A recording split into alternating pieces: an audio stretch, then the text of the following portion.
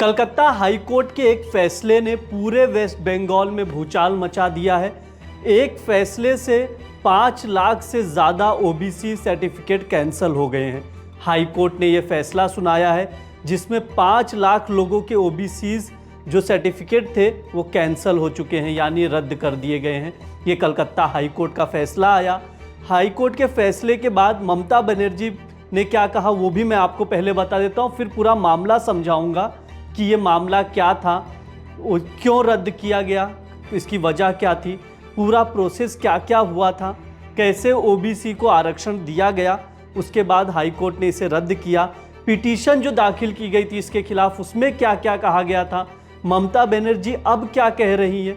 इसके अलावा सबसे बड़ी बात कि सर्टिफिकेट तो कैंसिल हो गया, लेकिन क्या जिन लोगों को इस सर्टिफिकेट के मदद से आरक्षण के बेसिस पर नौकरी मिली, क्या वो नौकरी भी जाएगी?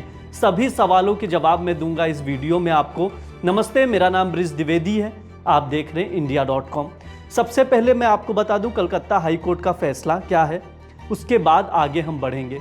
कलकत्ता हाई कोर्ट ने अपने फैसले में साफ कहा 2010 2010 के बाद जितने भी ओबीसी जो सर्टिफिकेट रिलीज़ किए गए हैं पिछड़े वर्ग के लिए वो कैंसल हो जाएंगे। इसमें 5 लाख लोग आएंगे, जो अभी इसके 5 लाख लोगों को इस तरह का सर्टिफिकेट दिया गया था जिसे कैंसिल करने की बात कही गई है, यानी ये सर्टिफिकेट रद्द कर दिए जाएंगे। एक बार मैं वापस से आपको क्लियर कर दूं, हाई कोर्ट ने 2010 के बाद जारी सभी ओबीसी सर्टिफिकेट को रद्द करने के लिए कहा है, क्योंकि इसमें ये सर्टिफिकेट जारी करते समय नियम का पालन नहीं किया गया है। ये कलकत्ता हाई कोर्ट ने अपने फैसले में कहा है। इसमें सबसे बड़ी बात यह है कि याचिका दाखिल की गई जिसमें जो ओबीसी सर्टिफिकेट जारी किया गया था इसका जो प्रोसेस था उसको चुनौती दी गई थी। उसके बाद ये फैसला आया है। हाई कोर्ट ने अपने फैसले में और क्या क्या कहा है वो भी मैं आपको पहले बता देता हूँ। 2012 में ममता सरकार ने एक कानून लाया था जिसमें जो नौकरियों के लिए, सरकारी नौकरियों के लिए ओबीसी आरक्षण की बात कही गई थी। इसके कुछ प्रावधानों को हाई कोर्ट में चुनौती दी गई। 2 थे। ओबीसी जो कैटेगरी 2 कैटेगरी में डिवाइड था, ओबीसी ए और ओबीसी बी। ये दोनों कैटेगरी में जो पिछड़ी कई जातियों को अन्य पिछड़ा वर्ग में शामिल किया गया। इसमें सबसे बड़ी बात है 77 ऐसी जातियां थी मुसलमानों की जिसे पिछड़ा मानकर इसमें आरक्षण दिया गया। ये सबसे बड़ी वजह थी। इसके बाद कोर्ट में पिटीशन दाखिल किया गया और कहा गया कि जो ये आरक्षण दिया गया है इसमें भेदभाव किया गया है, नियम का पालन नहीं किया गया है। इसका जिक्र हाई कोर्ट ने भी किया। हाई कोर्ट ने क्या कहा और वो भी मैं बता देता हूँ। याचिका में जो दावे किए गए थे कि 2010 के बाद से जितने भी ओबीसी सर्टिफिकेट जारी किए गए हैं वो 1993 के पश्चिम बंगाल का जो पिछड़ा आयोग है उसके नियमों का और उसके आदेश का पालन नहीं किया गया था, ये कहा गया है पहली चीज़। और उसके अलावा जिसे सर्टिफिकेट दिया गया है वो सच में पिछड़े नहीं है, यानी जिसे न्याय मिलना चाहिए उसे न्याय नहीं मिल रहा है। जो सच में पिछड़े हैं उन्हें आरक्षण नहीं दिया गया है, ओबीसी सर्टिफिकेट नहीं दिया गया है। ये याचिका में दावे किए गए।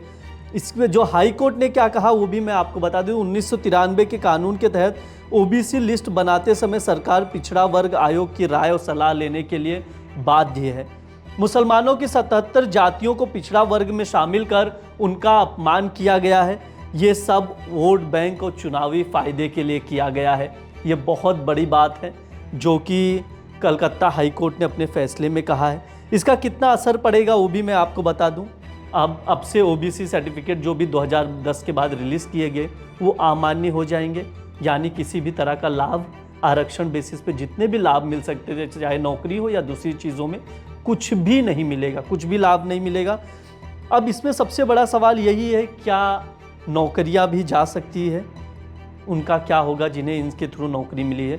इसमें कलकत्ता हाई कोर्ट ने अपने फैसले में साफ कहा है 2010 के बाद ओबीसी जो सर्टिफिकेट रिलीज़ किए गए जिसको अब रद्द कर दिया गया, इस बेसिस पर अगर किसी को आरक्षण कुछ मिला है या इसी बेसिस पर सरकारी नौकरी मिली है तो उनकी नौकरी नहीं जाएगी। यानी जिसे भी इस सर्टिफिकेट के बेसिस पर अब तक नौकरी मिल गई है वो अपनी नौकरी एज इट इज़ उनका बरकरार रहेगी, उनकी नौकरी रद्द नहीं होगी, यानी उनसे नौकरी छीनी नहीं जाएगी। ये बहुत बड़ी बात है क्योंकि डर सता रहा था कि जो इस सर्टिफिकेट के बेसिस पर नौकरी पाए हैं, सर्टिफिकेट तो रद्द हो गया, क्या नौकरी भी जाएगी? लेकिन इस चीज़ में कलकत्ता हाई कोर्ट ने अपने फैसले में क्लियर कर दिया है कि किसी की भी नौकरी नहीं जाएगी। अब जो बात और क्या क्या बातें हैं वो भी मैं बता दूं। हाई कोर्ट ने यह भी कहा है कि अब से मुस्लिम समुदाय की इन 77 जातियों को आरक्षण देकर नौकरी पर नहीं रखा जा सकता, यानी आगे से कोई भी लाभ नहीं दिया जाएगा। अब जो ममता सरकार के पास क्या विकल्प है, ये बड़ा सवाल है। दरअसल ममता सरकार ने कहा कि हम हाई कोर्ट के आदेश का पालन नहीं करेंगे, ये बीजेपी और हाई कोर्ट का आदेश का पालन हम नहीं करेंगे। तो सबसे पहले मैं आपको बता दूं, कोई भी देश का नागरिक, कोई भी व्यक्ति, कोई भी संस्था कोर्ट के आदेश का पालन करने से इनकार नहीं कर सकता। कोई भी व्यक्ति, कोई भी संस्था, कोई भी हो, कोर्ट का आदेश सर्वोपरि होता है। आप क्या कर सकते हैं, यानी ममता सरकार क्या कह सकती है, वो भी मैं बता देता हूँ। 2 पिटीशन दाखिल कर सकती है। एक तो कलकत्ता हाई कोर्ट का रिव्यू पिटीशन दाखिल कर सकती है, यानी कलकत्ता हाई कोर्ट अपने फैसले पे रिव्यू करे, एक है। दूसरा, कलकत्ता हाई कोर्ट के फैसले को सुप्रीम कोर्ट में चुनौती दे सकती है। यही 2 रास्ते हैं ममता सरकार के पास। ममता सरकार हो या कोई भी व्यक्ति हो, कोर्ट के आदेश का पालन करने से इनकार नहीं कर सकते। अगर ऐसा कोई करता है तो कंटेम्प्ट का केस बन सकता है। ये चीज़ मैंने इसलिए कही क्योंकि लोगों को इसमें भी बहुत सारे कन्फ्यूज़न होते हैं कि क्या हम कोर्ट के आदेश का पालन करने से मना कर सकते हैं। तो मैंने बता दिया, ममता सरकार के 2 विकल्प हैं, वो भी मैंने आपको बता दिया। जुड़े रहें, इससे और भी जो खबरें अपडेट आएंगी वो हम आप तक लेकर आएंगे। देखते रहिए India.com। शुक्रिया।